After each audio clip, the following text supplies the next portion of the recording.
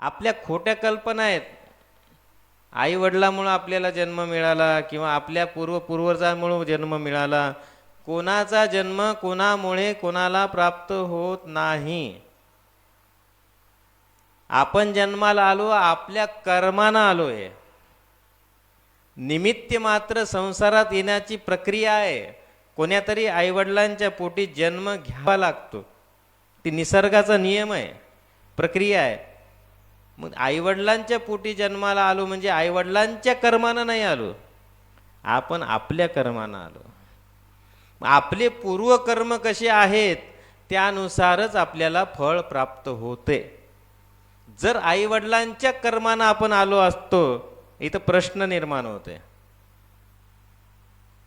आईवडिलांच्या कर्मानं जर संतती जन्माला आली असती, एक बाप के दो बेटे किस्मत है जुदा जुदा.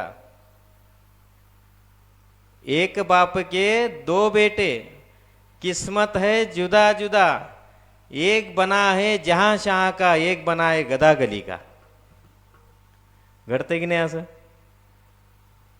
आपल्याच पोटी जन्माला आलेली संतती, त्याच्यातली काही हुशार निघतात, काही माइंड टॅलेंटर निघतात, काहीतरी कर्तबदार निघतात, मोठं यश मिळवतात, मोठं करिअर करतात. आणि काही आपले असे असतात की ते आपल्यालाही कल्पना आहे की नाही. मग हे कशाचा परिणाम आहे? जर आईवडिलांच्या कर्मानं जर जन्माला मुलं किंवा संतती येत असली असती, तर मग आईवडिलांचे कर्माचा परिणाम तर सारखा असायला पाहिजे होता की नाही.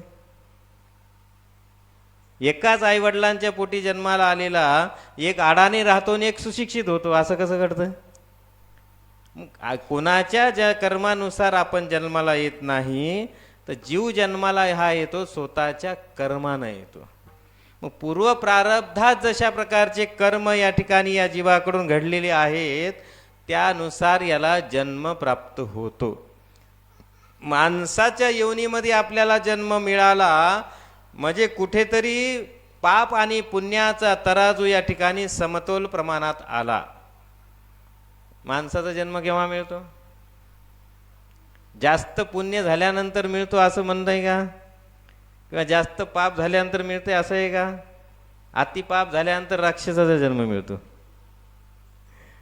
आणि लईच पुण्य झालं तर संतांचा किंवा देवाच्या रूपात जन्म येतो.